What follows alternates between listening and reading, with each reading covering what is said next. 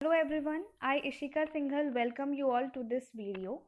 In this video, we'll talk about the consequences of the First War of Independence या consequences of the Revolt of 1857. Consequences का मतलब होता है results या फिर impact outcome. जैसे रिवोल्ट तो हो गई थी 1857 में, लेकिन उसके बाद उसका क्या असर पड़ा भारतीयों पर भी और ब्रिटिश सरकार ने कैसे डील किया इस रिवोल्ट के साथ, तो हम इस वीडियो में वो देखेंगे. So even though the uprising of 1857 was suppressed, it shook the British rule in India to its very foundation. तो जैसे हमने देखा कि धीरे धीरे जो ये विद्रोह उठा था इसको शांत करा दिया गया, लीडर्स को या तो पनिश किया गया या उनको फांसी की सज़ा दे दी गई, और भी लीडर्स थे जैसे बेगम हजरत महल या नाना साहेब जैसे जो लीडर्स थे वो नेपाल की तरफ चले गए. तांतिया तोप जैसे लीडर्स को पकड़ लिया गया and he was like hang to death. तो इस तरीके से the revolt came to an end, लेकिन अंदर तक ब्रिटिश सरकार जो है वो हिल गई थी, क्योंकि पहली बार इतना बड़ा कोई विद्रोह भारत में हुआ था.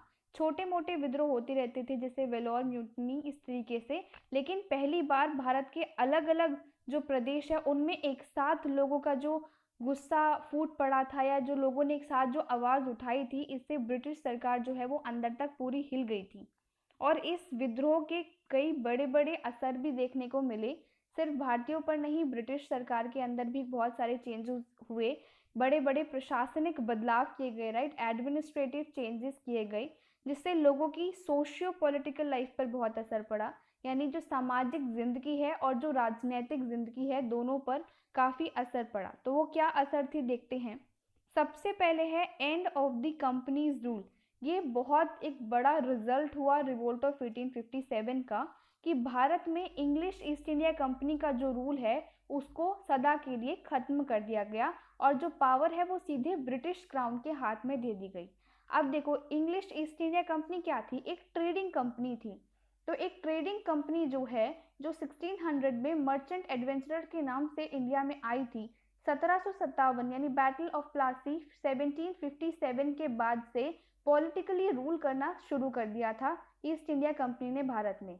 उसके बाद 1764 में बैटल ऑफ बक्सर, देन 1765 में दीवानी राइट्स मिलने के बाद रेवेन्यू पे कंट्रोल हो गया. तो एक पॉलिटिकल पावर बन गई इंडिया में और राज करने लगी. इस ईस्ट इंडिया कंपनी के राज करने से भारतीयों को तो दिक्कत थी ही, साथ में जो ब्रिटेन में कैपिटलिस्ट क्लास बैठी है. कैपिटलिस्ट का मतलब है बड़े बड़े जो इंडस्ट्रियलिस्ट बैठे हैं. बहुत ही सिंपल शब्दों में बड़े बड़े जो इंडस्ट्रियलिस्ट बैठे हैं जो प्रॉफिट कमाना चाहते हैं, उन लोगों को भी इंग्लिश ईस्ट इंडिया कंपनी से दिक्कत होने लगी. क्यों? क्योंकि इंग्लिश ईस्ट इंडिया कंपनी के पास इंडिया में ट्रेड करने की मोनोपोली थी. मोनोपोली मतलब एकाधिकार था कि सिर्फ इंग्लिश ईस्ट इंडिया कंपनी ही भारत के साथ व्यापार कर सकती है. इससे ब्रिटेन में जो दूसरे व्यापारी कह सकते हैं, जो बड़े बड़े इंडस्ट्रियलिस्ट बैठे हैं, उद्योगपति बैठे हैं जो अपनी कंपनी खोले हैं, उनको बड़ी दिक्कत हुई कि सिर्फ इंग्लिश ईस्ट इंडिया कंपनी ही क्यों भारत से मुनाफा कमाए. उन्हें दिख रहा था कि भारत तो सोने की चिड़िया है और लूटने का सही मौका है, तो उन्हें लगा कि हमें भी इस मुनाफे में हाथ साफ करने का मौका मिलना चाहिए. तो धीरे धीरे वहाँ के जो इंडस्ट्रियलिस्ट हैं उन्हें ब्रिटेन की पार्लियामेंट में अपनी जगह बनानी शुरू करी. जैसे भारत में भी एक पार्लियामेंट है, उसके अंदर लेजिस्लेचर होता है, एग्जीक्यूटिव होता है, राइट. वहाँ पे कानून बनते हैं और वो कानून को फिर इम्प्लीमेंट करता है एग्जीक्यूटिव.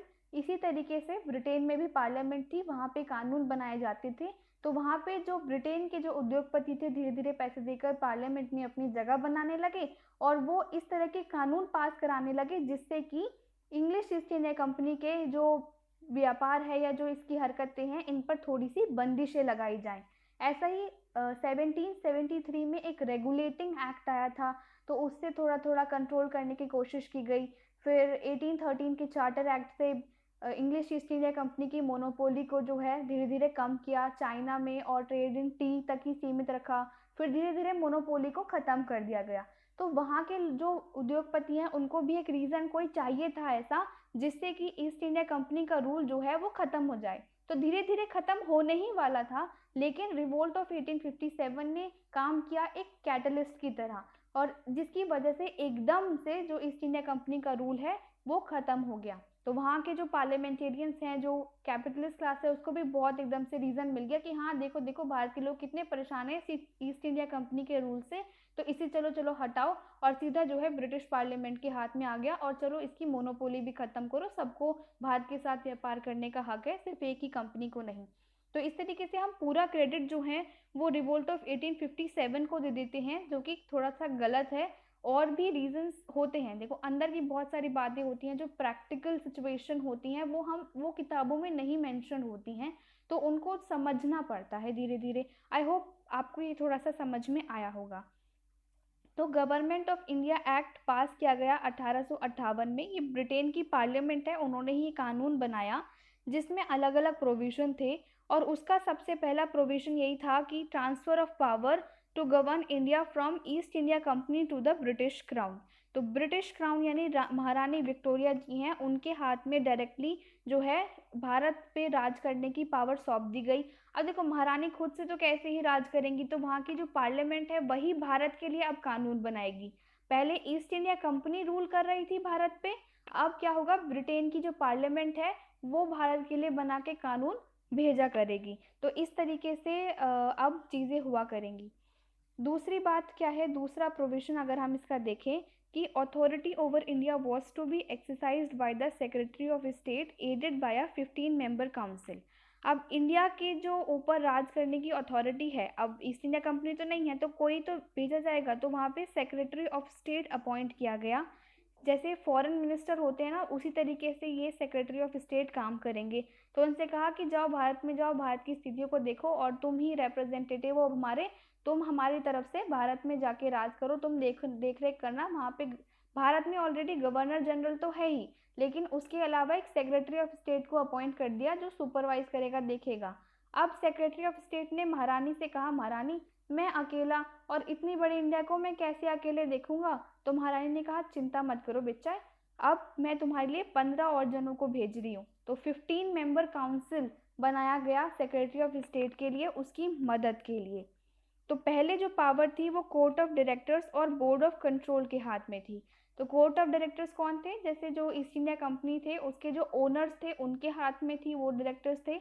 और 1884 तो नहीं, पर 1773 के बाद एक और एक्ट आया था, पिट्स इंडिया एक्ट 1784 के करीब। तो उसमें ये बोर्ड ऑफ कंट्रोल वगैरह बनाए गए थे कि अब जो कोर्ट ऑफ डायरेक्टर्स है वो कमर्शियल अफेयर्स देखे, और जो बोर्ड ऑफ कंट्रोल है वो पॉलिटिकल अफेयर्स देखे। तो ये सब बहुत लंबी चौड़ी बातें हैं, बट इतना समझ लीजिए कि पहले पावर जो थी कंपनी के हाथों में थी, कंपनी के ओनर्स के हाथों में थी। और ये बोर्ड ऑफ कंट्रोल जो बनाया गया था, ये भी कानून द्वारा बनाया गया था कि अब जो पॉलिटिकल अफेयर्स हैं वो ये बोर्ड ऑफ कंट्रोल संभाल लेगा। लेकिन अब 1858 के बाद ये तो बोर्ड ऑफ कंट्रोल और कोर्ट ऑफ डायरेक्टर सब खत्म। अब जो अथॉरिटी है वो किसके हाथ में है, सेक्रेटरी ऑफ स्टेट के हाथ में है, और उसे 15 मेंबर का एक काउंसिल बना के दे दिया कि जाओ बच्चे, इन 15 लोगों की मदद के साथ तुम भारत के ऊपर अपनी अथॉरिटी जो है वो देखो। अब क्या हुआ, इस 15 मेंबर काउंसिल में है कौन कौन, इसमें 7 members were to be elected by the Court of Directors and 8 members were to be appointed by the British Crown. तो 7 और 8 में बांट दिया, 7 इलेक्टेड मेंबर्स होंगे, जो कोर्ट ऑफ डायरेक्टर्स हैं वही इलेक्ट करेंगे, करके भेजेंगे। बहुत पावरफुल है ये कोर्ट ऑफ डायरेक्टर्स इंडिया के रिलेशन में, तो इसलिए अभी ये लोग इलेक्ट करके भेजेंगे। और 8 मेंबर्स रानी साहिबा अपॉइंट कर देंगी। And those members who have served और resided in India for at least 10 years, वो लोग ही मेंबर बनेंगे जिनको एटलीस्ट 10 साल का भारत का एक्सपीरियंस है, या तो वो भारत में रहे हैं एटलीस्ट 10 साल, या भारत में उन्होंने नौकरी करी है। तो थोड़ा तो एक्सपीरियंस होना चाहिए ना, अब जो जा रहा है रूल करने, तो थोड़ा सा एक्सपीरियंस होना चाहिए। अब ये सेक्रेटरी ऑफ स्टेट है कौन, he was a member of the British cabinet and was responsible to the British Parliament. जैसे कैबिनेट को होते हैं ना, काउंसिल ऑफ मिनिस्टर्स होते हैं, सीनियर मोस्ट मिनिस्टर्स, ऐसे ये ब्रिटिश कैबिनेट का एक मेंबर ही था, और अब ये सीधा ब्रिटिश पार्लियामेंट को रिस्पॉन्सिबल है। यानी इंडिया में जो भी होगा उसको अगर ब्रिटिश पार्लियामेंट जो क्वेश्चन पूछेगी वो अब सेक्रेटरी ऑफ स्टेट से पूछेगी, भारत में ये क्यों चीज़ हुई, अच्छा अगली बार कोई उपद्रव तो नहीं मचेगा, अगली बार कोई विद्रोह तो नहीं होगा, अच्छा भारत में सिचुएशन कैसी चल रही है। तो ब्रिटेन की जो पार्लियामेंट है, वहाँ के जो लोग कैपिटलिस्ट क्लास मानो या जो भी लोग हैं, अब इंडिया से रिलेशन में जो क्वेश्चन करेंगे वो सेक्रेटरी ऑफ स्टेट से करेंगे। तो अल्टीमेट पावर जो चली गई अब ब्रिटेन की पार्लियामेंट के पास चली गई, यानी अब ब्रिटिश पार्लियामेंट में जो कानून बनेंगे वो अप्लाई होंगे भारतीयों के ऊपर। तो देखो फॉरेन रूल इम्प्लाई हो रहा है, सीधे सीधा आप दिख रहा है। तो रिवोल्ट ऑफ 1857 के बाद ऐसा कोई बड़ा चेंज नहीं हो गया कि ब्रिटिश सरकार का राज खत्म हो गया या इंडिया इंडिपेंडेंट हो गई, ऐसा कुछ नहीं था। सिर्फ एक पॉलिटिकल जो जो पॉलिटिकल पावर्स हैं वो एक ट्रेडिंग कंपनी के हाथों से छीनकर सीधा ब्रिटिश सरकार जो इंग्लैंड में बैठी है उसके हाथ में दे दी गई। ये सिंपल सी यहाँ पे आपकी बात है, ठीक है। उसके बाद लॉर्ड स्टैनली जो थे वो पहले सेक्रेटरी ऑफ स्टेट बने भारत के लिए। अब भारत के लिए एक नया खर्चा आ गया, सेक्रेटरी ऑफ स्टेट बन गया, उसकी जो सैलरी है, अलाउंसेस हैं, उसके जो भत्ते हैं, सब चीज़ वो इंडियन रेवेन्यू से पे हुआ करेंगे। अब भारतीयों के ऊपर एक नया खर्चा आ गया। एक्चुअल गवर्नेंस जो करेंगे वो करेंगे गवर्नर जनरल पहले की तरह, who was also given the title of vice Roy. तो भारत में जो एक्चुअल गवर्नेंस हो रही है, जो एग्जीक्यूटिव काउंसिल और ये सब है, वो गवर्नर जनरल संभाल रहे हैं पहले से ही गवर्नर जनरल चलते आ रहे हैं, वही संभालेंगे। और गवर्नर जनरल को एक एक्स्ट्रा टाइटल दे दिया जाएगा वाइस रॉय का। कई लोग समझते हैं कि गवर्नर जनरल और वाइस रॉय अलग अलग हैं, बट दोनों एक ही हैं। गवर्नर जनरल और वाइस रॉय एक ही आदमी को दो अलग अलग टाइटल दे दिए गए हैं। और अच्छे से समझना है तो गवर्नर जनरल जो है अब से जो ब्रिटिश इंडियन टेरिटरीज हैं उनको, उनमें जो भी रूल करना है, उनकी जो भी रिस्पॉन्सिबिलिटी है वो देखेगा। और वाइस रॉय जो है वो क्या करेगा, वो इंडियन प्रिंसेस जो हैं, जो इंडिया में जो राजा महाराजे हैं उनसे बातचीत करेगा। और जो वाइस रॉय होएगा वो सीधा रानी को रिस्पॉन्सिबल है, और जो गवर्नर जनरल है वो ब्रिटिश पार्लियामेंट को रिस्पॉन्सिबल है, इस तरीके से। लेकिन दो अलग अलग पोस्ट ये एक ही आदमी में है, एक ही आदमी जो है वो गवर्नर जनरल भी है, वही वाइस रॉय भी है। तो कंफ्यूज होने की यहाँ कोई ज़रूरत नहीं है, एक ही आदमी को दो टाइटल दिए गए हैं, simple. Lord Canning was the first vice Roy under this act. तो ये जो एक्ट है, कौन सा एक्ट है, गवर्नमेंट ऑफ इंडिया एक्ट 1858। ये जो कानून बन के आया है इसके अंडर में पहले वाइस रॉय हैं लॉर्ड कैनिंग, और गवर्नर जनरल कौन है, अब लॉर्ड कैनिंग ही गवर्नर जनरल भी है। तो कंफ्यूज मत होना इसको लेके प्लीज। उसके बाद है appointments to the civil services were to be made by open competition. पहले क्या होता था, सिविल सर्विसेज बहुत ही मोस्ट रिस्पेक्टेड हाईएस्ट पोस्ट जो है इंडिया के लिए, वो पहले क्या था, जो सिविल सर्वेंट्स होते थे उनको कौन सिलेक्ट करता था, जो कोर्ट ऑफ डायरेक्टर्स थे वही लोग अपॉइंट कर देते थे, वही सिलेक्ट कर लेते थे। लेकिन अब से ओपन कंपटीशन हुआ करेगा, क्योंकि भारत के लोगों को भी तो पसंद नहीं है कि आप सीधा सिलेक्ट करके भेज रहे हो। बहुत ही एक पैसे वाली पोस्ट ये हुआ करती थी, क्योंकि ब्रिटेन से लोग आते थे सिविल सर्वेंट्स बनने के लिए इंडिया में, और बहुत मौज उड़ाते थे, पैसा भी अपने घर भर के ले जाते थे, और लोगों से अपनी सेवा भी कराते थे, लोगों को इल ट्रीट करते थे, पूरे मजे लेते थे। तो इसलिए ये जो इंडियन सिविल सर्विस का बहुत क्रेज रहा है। अब तो ऑफकोर्स ट्रांसपेरेंसी, अकाउंटेबिलिटी सब तो चेंज हुआ है चीज़ें, बट ये उस टाइम पे बहुत ही प्रॉफिटेबल पैसे वाली एक नौकरी हुआ करती थी। तो ब्रिटेन के लोग बहुत इच्छुक रहते थे कि हम इंडिया में जाके सर्व करें। तो इस तरीके से ये सारे पॉइंट्स थे गवर्नमेंट ऑफ इंडिया एक्ट 1858 के। दूसरा क्या रिजल्ट रहा, दूसरा चीज़ है क्वीन विक्टोरियाज प्रोक्लेमेशन या फिर डिक्लेरेशन। तो रानी विक्टोरिया ने एक पत्र भेजा, उसमें ना बहुत सारे वादे किए हुए थे रानी साहिबा ने। तो उसको कहते हैं क्वीन विक्टोरियाज प्रोक्लेमेशन। प्रोक्लेमेशन का मतलब होता है डिक्लेरेशन, है ना, रानी साहिबा डिक्लेयर कर रही हैं। अब रानी साहिबा खुद तो आएंगी नहीं इंडिया में ये सब डिक्लेयर करने, तो उन्होंने पर्चा भेज दिया अपना और दे दिया लॉर्ड कैनिंग के हाथ में, जाओ तुम ही जाके सुना देना। अब ये जो लॉर्ड कैनिंग ने कब सुनाया, ये इलाहाबाद में 1 नवंबर 1858, 1 नवंबर 1858 को इलाहाबाद में ये पब्लिकली अनाउंस किया, ये प्रोक्लेमेशन महारानी साहिबा का। इसमें बहुत अच्छे अच्छे जैसे वादे कर रखे हैं महारानी साहिबा ने। क्या किया है कि जो गवर्नमेंट ऑफ इंडिया है that would follow a policy of non-intervention in social and religious matters of Indians। कि अब जो भारतीय सरकार है, अब देखो भारतीय सरकार बोल रहे हैं गवर्नमेंट ऑफ इंडिया, लेकिन इंडिया के हाथ में नहीं है, इंडियंस के हाथ में नहीं है भारतीय सरकार। ये भारतीय सरकार जो है ब्रिटिश के हाथों में ही, ठीक है ना। ये चीज़ों को बहुत समझना जरूरी है। यहाँ पे गवर्नमेंट ऑफ इंडिया की जब भी हम अभी बात करेंगे आज़ादी से पहले तक, तो वो ब्रिटिश गवर्नमेंट है ना, British government that is ruling in India. तो अब जो ब्रिटिश सरकार है, या कह सकते हो जो भारतीय सरकार है, वो लोगों के सामाजिक और धार्मिक मामलों में टांग नहीं अड़ाएगी सीधे सीधे, है ना। ये सामाजिक और धार्मिक मामलों में टांग अड़ाने की वजह से ही तो इतना बड़ा रिवोल्ट हो गया।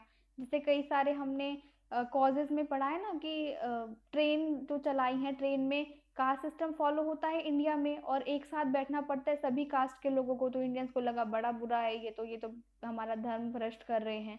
फिर जनरल सर्विस एनलिस्टमेंट एक्ट आया था 1856 में, जिसमें बोला कि ब्राह्मण्स को भी समुद्र पार करके जाना पड़ेगा सर्व करने के लिए, तो उससे बड़ी ठेस पहुंची। पगड़ी नहीं पहनने दे रहे, सेक्टेरियन मार्क्स, कास्ट मार्क्स नहीं लगाने दे रहे, है ना। धर्म और वो अडॉप्शन अडॉप्शन या सक्सेशन जो एक्ट था, वो सब की वजह से जो प्रॉब्लम हुई थी। ऐसे ही विडो मैरिज एक्ट पास कर दिया था 1856 में, सती को बैन कर दिया था। कुछ कुछ अच्छे काम भी किए थे, लेकिन इंडियंस को अच्छा नहीं लगा, क्योंकि इंडियंस के व्यूज नहीं दिए गए थे उस टाइम पे। तो इस तरीके से उन्होंने कहा कि अब ठीक है, हम तो समझ गए, तुम्हारे धार्मिक और सामाजिक मामलों में हम बिल्कुल टांग नहीं अड़ाएंगे। चलो अच्छी बात है। दूसरा क्या है, treat all subjects Indians and Europeans as equals. महारानी साहिबा ने प्रॉमिस करवा के भेजा है कि जो भारतीय सरकार है वो इंडियंस और यूरोपियंस, सब्जेक्ट्स का मतलब होता है सबॉर्डिनेट, तो जितने भी लोग हैं, जितने भी हमारे सब्जेक्ट्स हैं, इंडियंस हो या यूरोपियंस हो, हम सबको एक समान मानेंगे। और अब की जो है एजुकेशन और एबिलिटी के आधार पे हम नौकरी देंगे। अब ये हम प्रिविलेजेस नहीं देंगे स्पेशल, अब पढ़ाई लिखाई के आधार पर, और जो एबल है, जो लायक है, उसको हम नौकरी देंगे अब की बार, और सबको इक्वल इक्वल मानेंगे। चलो देखते हैं कितना इक्वल ये मानते हैं। उसके बाद grant a general pardon to all those who participated in the war except those who were guilty of murdering British subjects.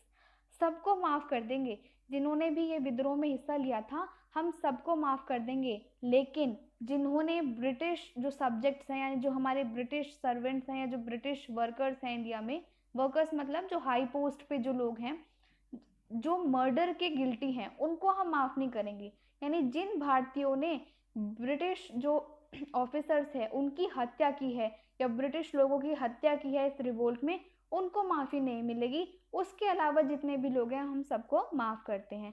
चलो नेक्स्ट क्या बोला, do its best to advance the industries in India and promote works of public utility in India. तो जो भारतीय सरकार है वो क्या करेगी इंडिया में, अब भारतीय उद्योगों के विकास के लिए काम करेगी, है ना। तो क्यों, एक इकोनॉमिक रीजंस में हमने पढ़ा था कि इंडियन जो हैंडीक्राफ्ट थे, उनको जो हैंडीक्राफ्ट इंडस्ट्री और क्राफ्ट्समैन का जो रोजगार था, सबको बर्बाद कर दिया था आगे ब्रिटिश ने, और इंडियन इकोनॉमी को सबसर्वियंट बना दिया था ब्रिटिश इकोनॉमी के।